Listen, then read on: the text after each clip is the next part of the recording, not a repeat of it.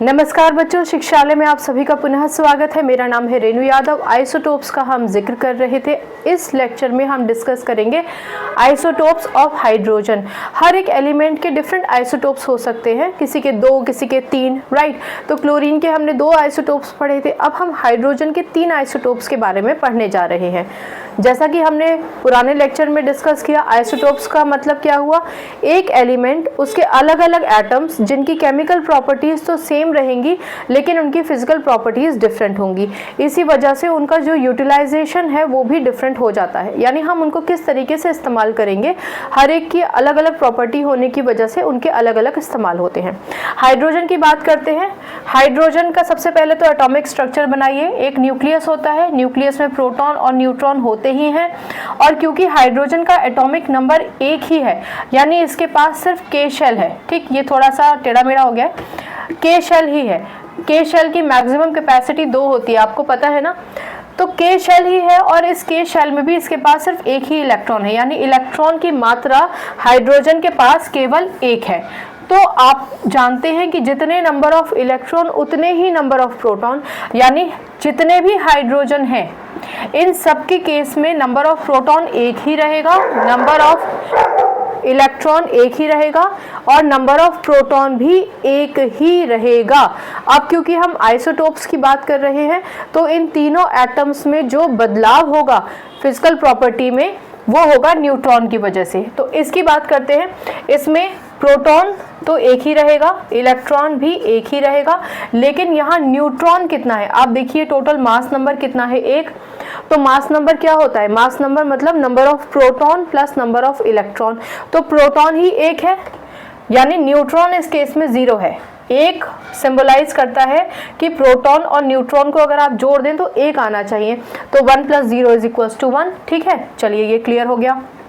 अब अगर हम इसकी बात करें ड्यूटेरियम की, यहाँ पर भी एक न्यूक्लियस होगा, प्रोटॉन 1 ही रहेगा क्योंकि इलेक्ट्रॉन 1 ही है। Number of electron number of proton के बराबर ही होते हैं एक ओरिजिनल एटम में।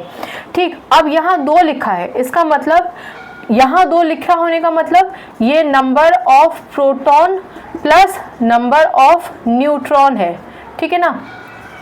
तो यानी यहाँ पर जो नंबर ऑफ न्यूट्रॉन है वो 1 होगा। क्लियर। चलिए इसकी अगर हम एटम की बात करें तो यहाँ भी प्रोटॉन तो 1 ही रहेगा, इलेक्ट्रॉन भी 1 ही रहेगा, लेकिन क्योंकि इसका मास नंबर 3 है यानी प्रोटॉन तो बदल नहीं सकता। तो यानी यहाँ पर न्यूट्रॉन की जो टोटल संख्या है वो 2 है। 2 और 1 को अगर आप जोड़ देंगे तो अल्टीमेटली आपको 3 मिल जाएगा। 1 और 1 को जोड़ देंगे तो 2 मिल जाएगा, 1 और 0 को जोड़ेंगे तो 1 ही मिलेगा। यानी अब आप दोबारा से ये समझ सकते हैं कि isotopes having same atomic number but different mass number.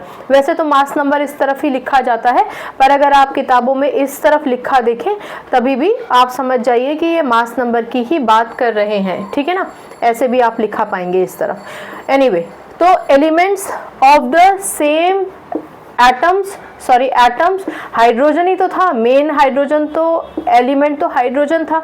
इस एलिमेंट के different atoms having same atomic number but different mass number, they are known as isotopes. ठीक है, अब आइसोटोप्स की डिफरेंट प्रॉपर्टीज क्या होती हैं देखिए। कई बार इनके अलग नाम भी होते हैं। ये सारे हैं एटम्स हाइड्रोजन के ही, लेकिन इनकी प्रॉपर्टीज अलग होने की वजह से, इनका यूटिलाइजेशन अलग होने की वजह से इनको अलग अलग नामों से भी जाना जाता है। इनके सिंबल भी अलग होते हैं। अब ये जो प्रोटियम है इसका सिंबल तो H ही रहता है। ठीक है, इसके लिए कोई अलग सिंबल नहीं है। ड्यूटेरियम का सिंबल D है और ट्रिटियम का सिंबल T है। ठीक है ना, मैंने यहाँ लिख भी रखा है। अगर आप पर्टिकुलरली प्रोटियम की बात करते हैं तो आप इसको प्रोटॉन पंप इनहिबिटर भी कहते हैं। इनहिबिटर का क्या मतलब होता है, जो इनहिबिट करे, रोके।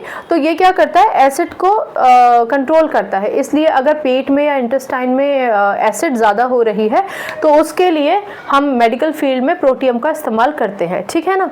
चलिए ड्यूटेरियम ड्यूटेरियम का न्यूक्लियर वेपन और वाटर न्यूक्लियर रिएक्टर में इसका इस्तेमाल किया जाता है, जबकि ट्रिटियम जो होता है रेडियो एक्टिव होता है और लाइट सोर्सेज आप देखते होंगे कि अगर आप रनवे में जा रहे हैं या सेफ्टी साइंस जो होते हैं उसमें हम ट्रिटियम का इस्तेमाल करते हैं। तो आप देखिए इन तीनों के इस्तेमाल कितने डिफरेंट हैं, जबकि ये एक एलिमेंट हाइड्रोजन के ही डिफरेंट आइसोटोप्स हैं।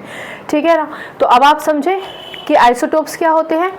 Atoms of the same element having similar chemical property but different physical properties, या फिर atoms of the same element having same atomic number but different mass number is known as isotope। ये वाली actual में definition है।